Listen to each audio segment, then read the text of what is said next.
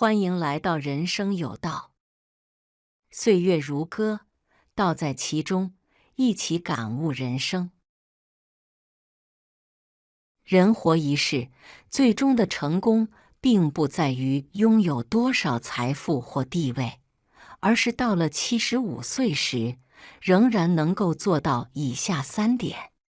如果能实现这些目标，那么无论年轻时如何奋斗，如何起伏，都可以说是人生真正的赢家。1. 身体健康，生活自理。健康是生命的基础，尤其是进入老年后，身体状况直接决定了生活的质量。如果75岁时依然能够生活自理，甚至保持一定的活动能力，那便是一种巨大的幸福。不少人年轻时拼命工作，透支身体，到老年时才发现金钱无法换回健康。许多人年老后被慢性病缠身，高血压、糖尿病、关节炎等问题影响着他们的生活质量。有些人甚至需要依赖轮椅或护理人员，丧失了独立生活的能力。而另一方面，有些老人依然每天清晨散步、晨练，思维敏捷，生活充满活力。这与他们年轻时良好的生活习惯息息相关。张大爷今年78岁，仍然坚持每天去公园练太极。他年轻时就非常注重健康，戒烟戒酒，坚持锻炼。如今不仅腿脚灵活，还能自己种菜、做饭，甚至时不时外出旅游。他的朋友李大爷则因为年轻时长期熬夜、暴饮暴食，如今70岁不到就因糖尿病并发症导致行走困难，生活质量相差甚远。除了身体健康，保持头脑清醒同样重要。老年痴呆症的比例不低，很多人到了晚年，身体还算健康，但思维已经变得迟钝，甚至连亲人都不认得。保持大脑活跃，靠的不仅仅是遗传，还有长期良好的生活习惯，如阅读、学习新技能、与人社交等。比如，一些老人通过学习书法、绘画，甚至使用智能手机来跟上时代，这不仅锻炼了大脑，也丰富了晚年生活。2. 经济无忧，拥有独立的经济来源。经济稳定是幸福老年的另一大关键。这不仅仅意味着有存款，而是拥有持续的经济来源，不必完全依赖子女接济。许多老人由于年轻时缺乏理财观念，退休后发现积蓄不足，只能依靠政府补助或子女资助，这样的生活难免受限，甚至影响亲子关系。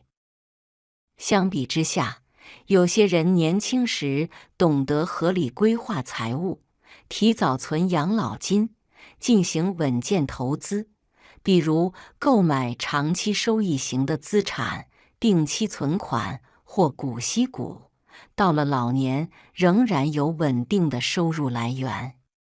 有些人即便退休了，也通过兼职、咨询甚至写作来创造额外收入，使自己经济独立。此外，老年人一定要住在自己名下的房子里，不要轻易将房产提前过户。张大爷和老伴本来在自己家中安享晚年，但禁不住儿子的劝说，过早地把房产过户到儿子名下。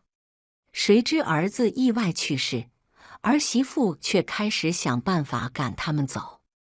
尽管法律上他们仍有对房屋的所属权，但年纪大了，哪有精力和金钱去与儿媳打官司？更何况儿媳还拿孙子说事，老两口不忍让孙子受牵连，只好选择委屈自己，生活陷入困境。相比之下，李阿姨夫妻俩在75岁时立好了遗嘱，明确了房产和财产的分配方案，确保自己有安全的保障。他们不仅生活无忧，子女们也无需因为财产问题而产生纠纷，家庭关系和睦，真正做到了老有所养，老有所依。一个75岁仍然能自由支配自己的金钱，住在自己的房子里，不需要为生活开销发愁的人，可以按照自己的意愿去旅行，购买喜欢的东西，甚至帮助子女或孙辈，而不是成为家人的负担。这不仅让自己活得有尊严，也能享受更多生活的乐趣。3. 保持良好的心态，享受独处的安宁。有亲人在身边固然是一件幸福的事，但这并不能强求。现代社会中，很多人的子女因为事业发展旅居海外，甚至因为种种原因难以时常陪伴在侧。此外，在这个变化迅速的时代，意外和疾病可能让人失去至亲，导致晚年生活不得不面对孤独。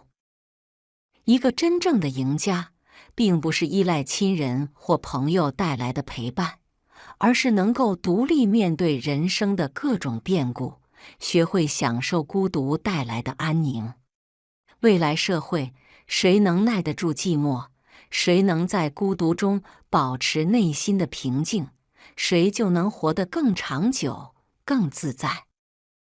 李伯伯80岁独居多年，子女都在国外，逢年过节也难得相见。但他并没有因此而感到孤独，而是培养了丰富的兴趣爱好。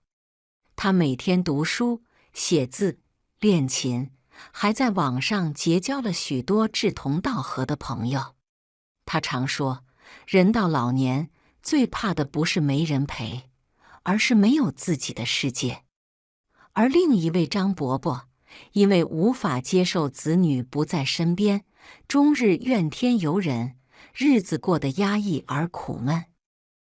良好的心态能让人接受生活中的无常，不去强求无法掌控的事情。